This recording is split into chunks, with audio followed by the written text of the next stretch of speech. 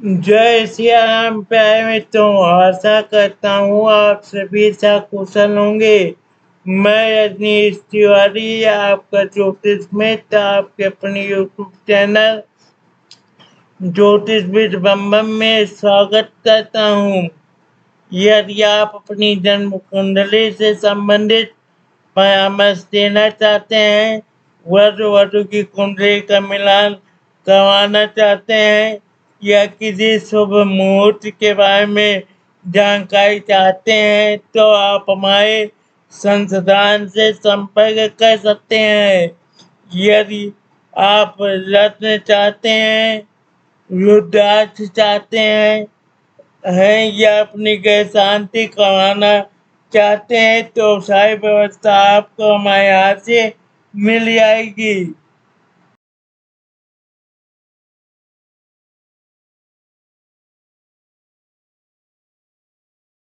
हम बात करेंगे कान सब दोष के बारे में। ये कुंडली में कैसे बनता है, इसके बनने से जीवन में क्या समस्या आती है।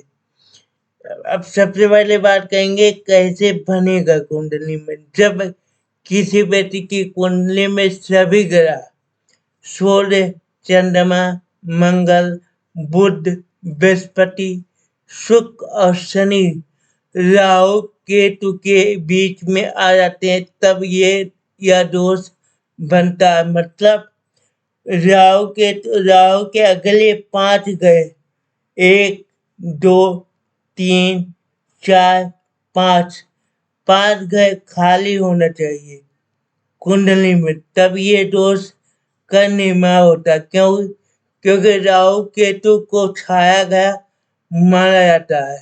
जैसे सूर्य, चंद्रमा, मंगल, बुध, गुरु, शुक्र या शनि सभी ग्रह राहु और केतु के बीच में आए हैं, तब अगला 5 ग्रह खाली हैं, तब ये दोष बनता है। यह दोष जीवन में विभिन्न प्रकार की बाधाओं और संघर्षों का कारण माना जाता है। कैंसर दोष से कौन कौन सी समस्या जीवन में आ सकती है। कैंसर दोष से होने वाली समस्या मानसिक तनाव और भय। कैंसर दोष बनने से सबसे पहले क्या आता है, मानसिक तनाव भय होता है। अनजाना सदैव बेचैनी, मानसिक अस्थिरता, आत्मविश्वास में कमी, करियर में रुकावट, करियर में रुकावट, मेहनत के बावजूद सफलता नहीं मिलना, प्रमोशन में देरी, कार्यस्थल पर विरोध, विवाह में देरी या परेशानी, विवाह में बाधा, अस्थिरता, वैवाहिक जीवन साथी से मतभेद, वैवाहिक कला, संतान सुख में बाधा, संतान प्राप्ति में कठिनाई हो सकती है। संतान से जुड़ी चिंताएं और समस्याएं आ सकती है। स्वास्थ्य संबंधित समस्याएं, बार बार बीमार पड़ना, रोग का कारण न समझ जाना, धन संबंधित हानि, अचानक धन हानि या निवेश में नुकसान, पैसों की तंगी या ऋण से ग्रस्त रहना, शत्रुओं का सक्रिय होना, गुप्त शत्रुओं से परेशानी, झूठे आरोप या मुकदमेबाजी, दुर्घटनाओं की संभावना, यात्रा में बाधा या दुर्घटनाओं की आशंका, अचानक समस्याएं आना, आध्यात्मिक और मानसिक अवरोध, साधना या पूजा पाठ में मन न लगना, नकारात्मक ऊर्जा का प्रभाव, पारिवारिक असंतोष, परिवार में विवाद, मतभेद, घर के सदस्यों के बीच सामंजस्य की कमी। कैंसर दोष के प्रकार, ये कितने प्रकार के होते हैं कुंडली में मुख्य रूप से बाया प्रकार का होता है, जो राहु और केतु की कुंडली के विभिन्न भाव में स्थित के आधार पर निर्धारित होता है। हर प्रकार का कांसेप्ट दोष व्यक्ति के जीवन में अलग अलग पहलुओं पर भिन्न भिन्न प्रभाव डालता है। कांसेप्ट दोष के 12 प्रकार हैं। उनके नाम क्या क्या है? अनंत कांसेप्ट दोष, कुलिक कांसेप्ट दोष, वार्षिकी कांसेप्ट दोष, शंखपाल कांसेप्ट दोष, पद्म कांसेप्ट दोष, महापद्म कांसेप्ट दोष, तक्षक कांसेप्ट दोष, कैकोटक कांसेप्ट दोष, शंखचूड़ कांसेप्ट दोष, घातक कांसेप्ट दोष, विषधर कांसेप्ट दोष और लास्ट में शेषनाग कांसेप्ट दोष। ये 12 प्रकार के होते हैं कांसेप्ट दोष। सबसे पहले बात करेंगे अनंत कांसेप्ट दोष के बारे में। ये कैसे निर्माण होता है कुंडली में?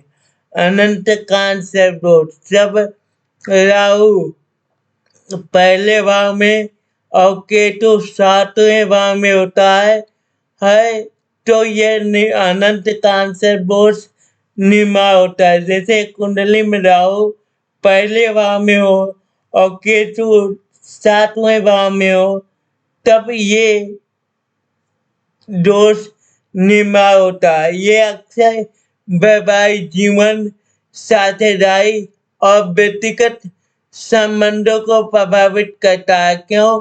क्योंकि 7वां भाव वैवाहिक जीवन का होता है, साझेदारी का होता है और व्यक्तिगत संबंध का होता है। अब फर्स्ट भाव अपने बॉडी का, मन का होता है। मन पे अगर आओ विराजमान है तो बुद्धि और विवेक काम नहीं करता है। हम बात करेंगे कुलिक कांसेप्ट दोष क्या होता है। कुलिक कांसेप्ट दोष, जब राहु दूसरे भाव में और केतु 8वें भाव में होता है, यह आर्थिक समस्याएं, परिवार में कला और आयु से संबंधित परेशानी दे सकता है। इसके साथ साथ इस योग में पुत्र एवं जीवन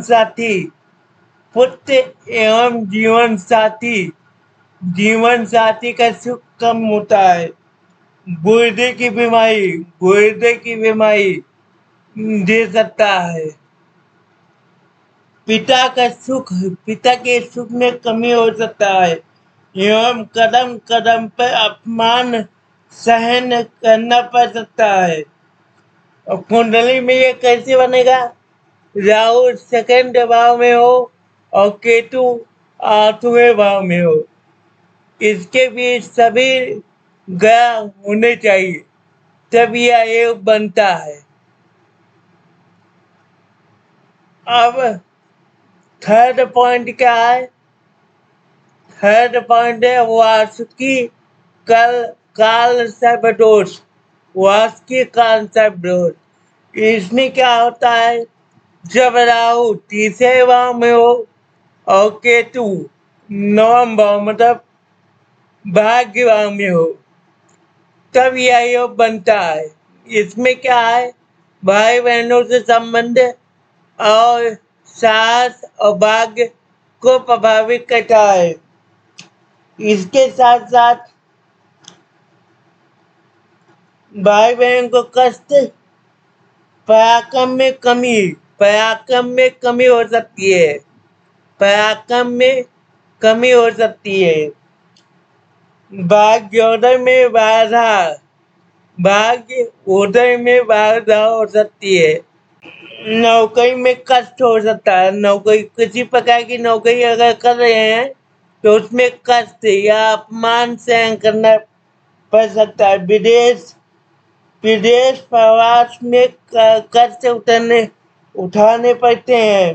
फोर्थ पॉइंट क्या है? शंखपाल कांसेप्ट दोष। शंखपाल, जब राहु चौथे भाव में हो और केतु दशम में हो, तब यह योग बनता है। इस योग में माता को कष्ट, घर में कला, संपत्ति और करियर से संबंधित चुनौतियां पैदा कर सकता है। और क्या होता है, पिता की सुख में कमी हो सकती है। पिता के सुख में कमी हो सकती है। हम नौकरी में बार बार निलंबित या बदलना पड़ सकता है, नौकरी बदलना पड़ता है इस योग में। अब फिफ्थ पॉइंट क्या है, सिक्स पॉइंट क्या है, पद्म काल सर्वदोष। पद्म काल सर्वदोष में क्या होता है, जब राहु 5वें भाव में हो, केतु 11वें भाव में या लाभ भाव में हो, तब यह योग बनता है। पद्म में क्या है, राहु 5th हाउस में हो और केतु लाभ भाव में हो। इसमें क्या होता है, इसमें संतान सुख में कमी हो सकती है। संतान के सुख में कमी या संतान से दिक्कत हो सकती है। और वृद्ध अवस्था में संतान के साथ साथ वृद्ध अवस्था में कष्ट हो सकता है। शत्रु बहुत होते हैं, सत्य में भाई हानि होती है। यह कारण सर्पदोष अपने सामान्य दुष्प्रभाव देने के साथ साथ कुंडली के पंचम भाव से बिछाई चीजों में विशेष परेशानी दे सकता है। अब 6th पॉइंट क्या है, महापद्म काल सर्पदोष। महापद्म काल सर्पदोष इसमें क्या है, जब राहु 6ठे भाव में हो, केतु 12th हाउस में हो, तब यह योग बनता है। इस योग में क्या होता है, इसमें पत्नी विग्रह हो सकता है, पत्नी का अलगाव हो सकता है। आय में कमी हो सकती है। चैत्र हनन हो सकता है, चैत्र का भी हनन हो सकता है इस योग में। यह काल सर्पदोष अपने सामान्य दुष्प्रभाव देने के साथ साथ शत्रुओं में स्वास्थ्य और विदेश यात्रा से जुड़ी समस्याएं दे सकता है। 7th पॉइंट क्या है, तक्षक काल सर्पदोष। तक्षक काल सर्पदोष में क्या होता है, जब राहु 7वें में हो और केतु लगन में हो, तब ये दोष बनता है। ये अनंत काल सर्पदोष का उल्टा होता है। इसमें क्या क्या होता है, पैतृक संपत्ति नष्ट होती है, पत्नी सुख नहीं मिलता है, बार बार जेल की यात्रा करनी पड़ती है। यह काल अपने समान दुष्प्रभाव देने के साथ साथ कुंडली में वैवाहिक जीवन में कमी और अधिक चुनौतियां ला सकता है जीवन में। 8वां पॉइंट क्या है, कहे कोटक कांसेप्ट दोष। कहे कोटक कांसेप्ट कैसे बनेगा, जब राहु 8वें में हो, केतु 2nd हाउस में हो, तब यह योग बनता है। यह गुप्त विद्या, अचानक लाभ हानि, दुर्घटना और वायु पे नियंत्रण में समस्या दे सकता है। इसके साथ साथ क्या होता है, इसमें व्यापार नहीं चलता है, पैतृक संपत्ति नहीं मिलती है और नाना प्रकार की बीमारियां घेर लेती है, क्योंकि राहु अष्टम भाव में पेट संबंधित समस्याएं दे सकता है। इन्फेक्शन हो गया, पेट संबंधी समस्याएं हमेशा जातक को बनी रहेगी। 9 पॉइंट क्या है, 9 पॉइंट संग कांसेप्ट दोष। ये कैसे बनेगा, राहु 9वें भाव में हो, मतलब भाग्य भाव में, और केतु 3रे भाव में हो, पराक्रम भाव में, तभी यह योग बनता है। इस योग में व्यवसाय में उतार चढ़ाव हो सकता है, उतार चढ़ाव हो सकता है एवं स्वास्थ्य संबंधी समस्याएं हो सकती है। भाग्योदय में कमी हो सकती है। धर्म पिता और लंबी यात्राओं को प्रभावित करता है। अगला क्या है? घातक कांसर्व दोष। घातक कांसर्व दोष कैसे बनेगा? जब राहु दशम में हो और केतु 4th हाउस में हो, तब घातक कांसर्व दोष बनता है। इसमें संतान संबंधित समस्याएं, मान प्रतिष्ठा, मान सम्मान संबंधित समस्याएं आ सकती है। घर परिवार में अशांति बन सकती है। माता या पिता का वियोग हो सकता है। विषय कांसर्व दोष जब राहु 11th भाव में हो और केतु 5वें भाव में, पंचम भाव में हो, तब यह योग बनता है। इसमें क्या होता है? आय, बड़े भाई बहनों से संबंध, इच्छा पूर्ति और संतान से संबंधित परेशानियां दे सकता है। इसके साथ क्या हो सकता है? भाइयों से विवाद हो सकता है। भाइयों से, खासकर बड़े भाई से हृदय रोग हो सकता है। हृदय रोग हो सकता है। हृदय रोग हो सकता है एवं शरीर कमजोर हो सकता है। कमजोर, वीकनेस हो सकता है। अब लास्ट पॉइंट क्या है? शेष नाग कांसर्व दोष। शेष नाग कांसर्व दोष कैसे बनेगा? जब राहु 12th हाउस में हो और केतु 6ठे भाव में हो, तब यह योग बनता है। इसमें क्या होता है? व्यय अधिक होता है। विदेश यात्रा, अस्पताल संबंधित मामले में कठिनाई हो सकती है और अदालती मुकदमे में दिक्कतें ला सकता है। क्यों? क्योंकि ये भाव अदालत, कोर्ट कचहरी से संबंधित होता है। आँख खराब हो सकती है। शेष नाग में क्या हो सकता है? आँख खराब हो सकती है।